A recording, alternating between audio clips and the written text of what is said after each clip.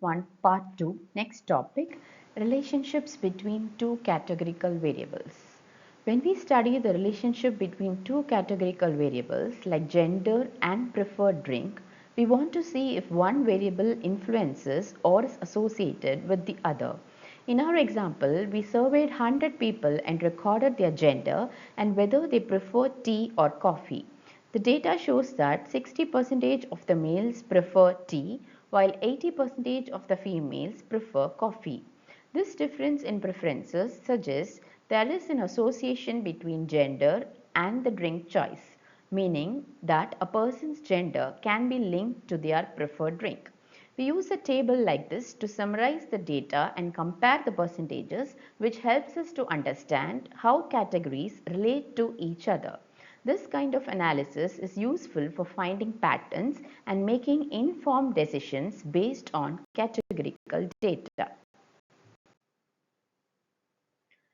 To find the percentage of males who prefer tea, we divide the number of males who like tea, which is 30, by the total number of males surveyed, which is 50, and then multiply by 100. This gives us 60%. Similarly, to find the percentage of females who prefer coffee, we divide the 40 females who prefer coffee by the total 50 females and multiply by 100, resulting in 80%. From these calculations, we see that 60% of males prefer tea while 80% of females prefer coffee. This difference indicates a clear relationship between gender and the drink preference.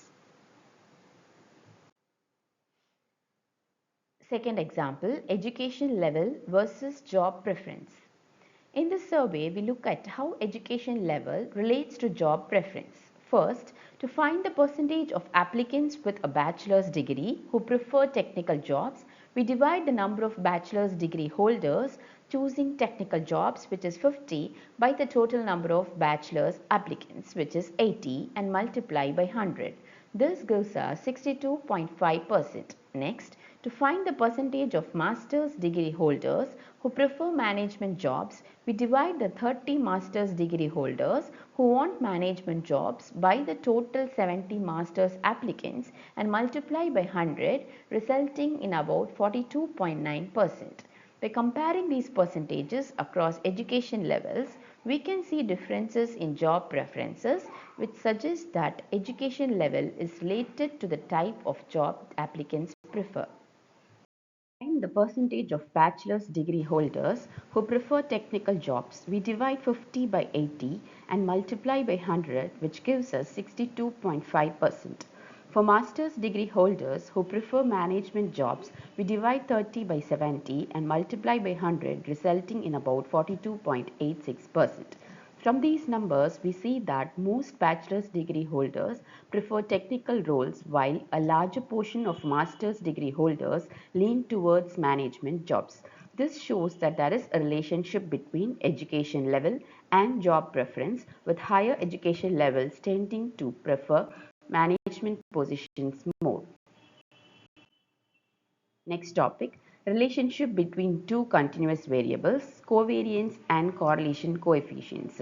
When we want to understand how two continuous variables change together, we use two important measures, covariance and correlation. Covariance tells us whether the variables tend to increase or decrease together. If the covariance is positive, it means when one variable goes up, the other tends to go up too. But if it's negative, when one variable goes up, the other tends to go down. However, covariance alone can be hard to interpret because its value depends on the units of the variables. To solve this, we use the correlation coefficient, which standardizes covariance into a value between -1 and +1. The correlation of +1 means a perfect positive relationship, the variable increase together exactly. A correlation of -1 means a perfect negative relationship, one variable goes up exactly as the other goes down. A correlation close to 0 means there is no clear relationship between the two variables. Mathematically, covariance is calculated by averaging the product of how much each data point differs from its mean in both variables. The correlation coefficient is the covariance divided by the product of the standard deviations of both variables, which normalizes the measure so it is easier to compare across different datasets. Problem from stock market and economic growth. In this problem, we analyze the relationship between two continuous variables, GDP growth rate and stock market return over 6 years. The goal is to calculate the covariance to see how these two variables vary together, whether they tend to increase or decrease at the same time. Then we find the correlation coefficient, which standardizes this relationship to a value between -1 and 1, making it easier to understand the strength and direction of their association. This helps the analyst determine if the higher GDP growth is generally linked to higher stock market returns. In the first step, mean value of the GDP growth and stock market return are computed. In the next step, to find the covariance between GDP growth and stock market returns, we first calculate the mean values of both the variables. The average GDP growth rate is 2.98% and the average stock market return is 6.72%. Next, for each year, we find how much each value deviates from its mean by subtracting the mean from the individual values. We then multiply these deviations for each year and sum all the products. This sum equals 6.59. Finally, to get the covariance, we divide this total by the number of observations, which is 6. The result is a covariance of approximately 1.1. This positive covariance indicates that when GDP growth increases, the stock market returns tend to increase as well, suggesting a positive relationship between the two variables. Next, we calculate the standard deviations for both GDP growth and stock market returns to understand the spread of the data.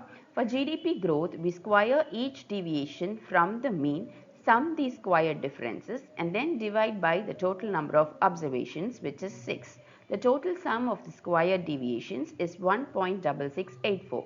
Taking the square root of the average gives us a standard deviation of approximately 0.53 for GDP growth. Similarly, for stock market returns, we do the same process. Square each deviation, sum them to get 26.9, divide by 6 and take the square root, resulting in the standard deviation of about 2.12.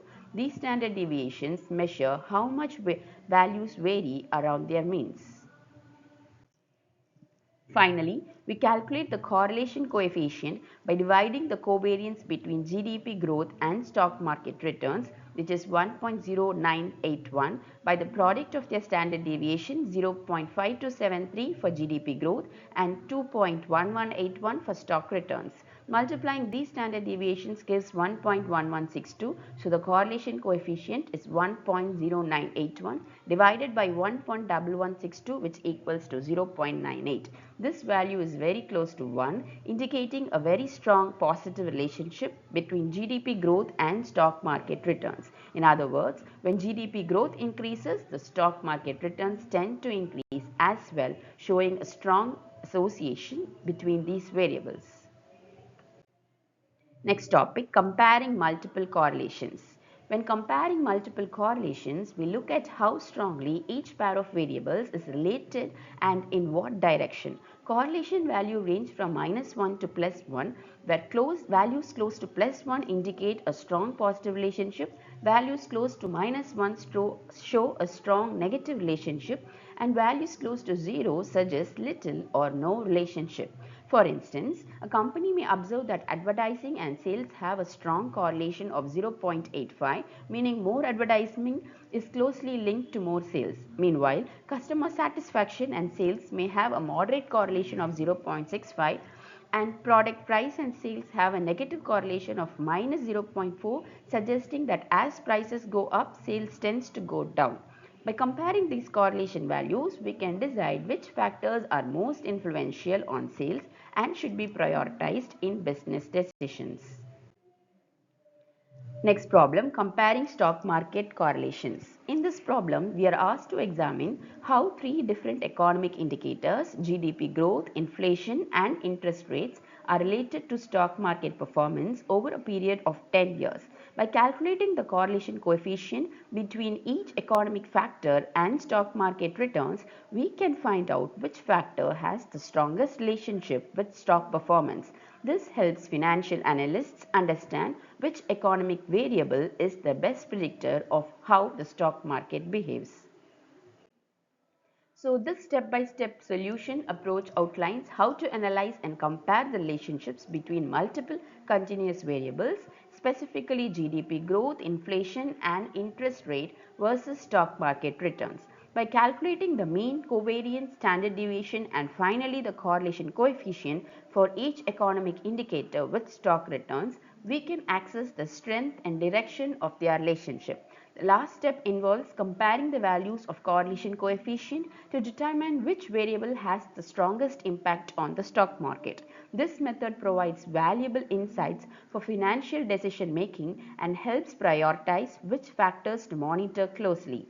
Correlation values help us understand the strength and direction of a relationship between two variables. A strong correlation, that is value greater than 0.7, indicates a very significant relationship where changes in one variable are closely linked with changes in the other. A moderate correlation, value ranging from zero point 0.4 to zero point 0.7, suggests that the variables are somewhat related, but other factors might also influence the outcome. A weak relationship with a value less than 0.4 means there is little to no meaningful connection between the variables. Additionally, a negative correlation value less than 0 shows that as one variable increases, the other tends to decrease. Understanding these levels help in making better predictions and data-driven decisions.